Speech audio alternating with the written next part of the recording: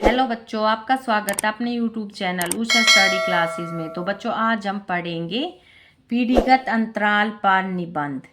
प्रस्तावना: परिवर्तन संसार का नियम है। यह कहावत मानव समाज और उसकी पीढ़ियों पर सबसे सटीक बैठती है। समय के साथ मनुष्य के विचारों, जीवन शैली, मूल्यों और प्राथमिकताओं में बदलाव आना स्वाभाविक है।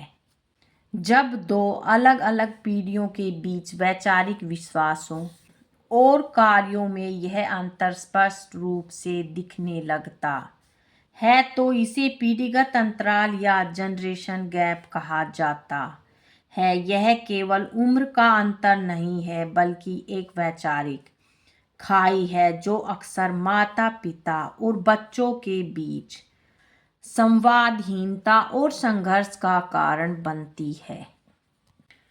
पीढ़ीगत अंतराल का अर्थ और परिभाषा: सामान्य शब्दों में पीढ़ीगत अंतराल का अर्थ है दो पीढ़ियों के बीच की मनोवैज्ञानिक और सामाजिक दूरी।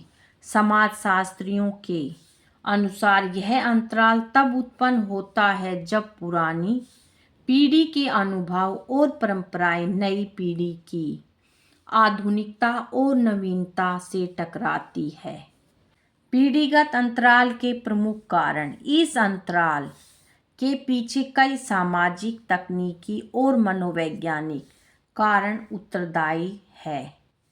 तीव्र तकनीकी विकास: वर्तमान युग सूचना और प्रौद्योगिकी का है, जहां नई पीढ़ी जन्म से ही डिजिटल उपकरणों के साथ बड़ी हो रही है। वहीं पुरानी पीढ़ी के लिए इस तेजी से बदलती तकनीक को अपनाना चुनौतीपूर्ण होता है। वैश्वीकरण और पश्चिमीकरण: दुनिया के सिकुड़ने से पश्चिमी संस्कृति का प्रभाव भारतीय युवाओं पर गहरा पड़ा है। खान पान, पहनावा और भाषा में आए इस बदलाव को पारंपरिक सोच वाली पुरानी पीढ़ी आसानी से स्वीकार नहीं कर पाती। शिक्षा का स्तर: आज की शिक्षा पद्धति तर्क और विश्लेषण पर आधारित है, जबकि पुरानी शिक्षा संस्कारों और आज्ञाकारिता पर केंद्रित थी। यह शैक्षणिक भिन्नता भी मतभेदों को जन्म देती है। आर्थिक स्वतंत्रता: युवाओं में बढ़ती आर्थिक आत्मनिर्भरता ने उन्हें स्वतंत्र निर्णय लेने के लिए प्रेरित किया है, जिससे परिवार के बड़ों का नियंत्रण कम हुआ है।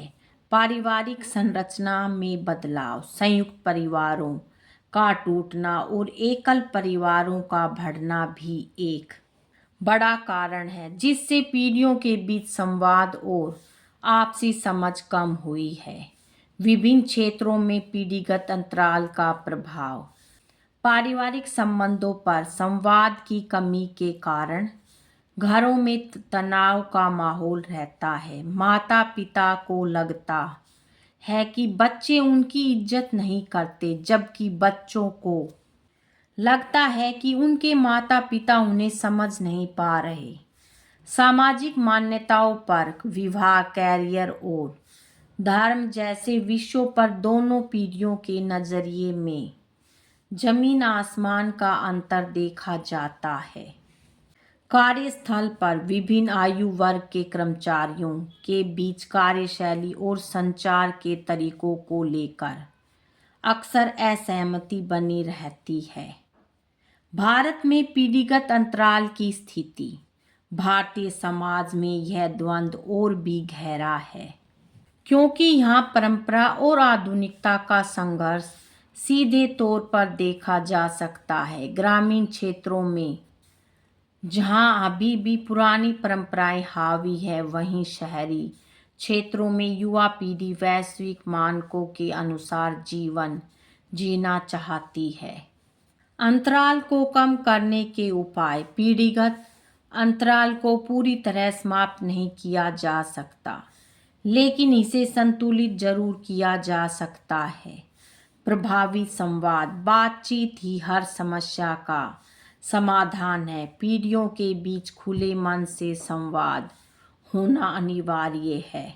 आपसी सम्मान, पुरानी पीढ़ी को युवाओं के नए विचारों का सम्मान करना चाहिए और युवाओं को बड़ों के अनुभवों की कद्र करनी चाहिए। लचीलापन, दोनों पक्षों को अपनी जिद छोड़कर थोड़ा लचीला रुख अपनाना होगा।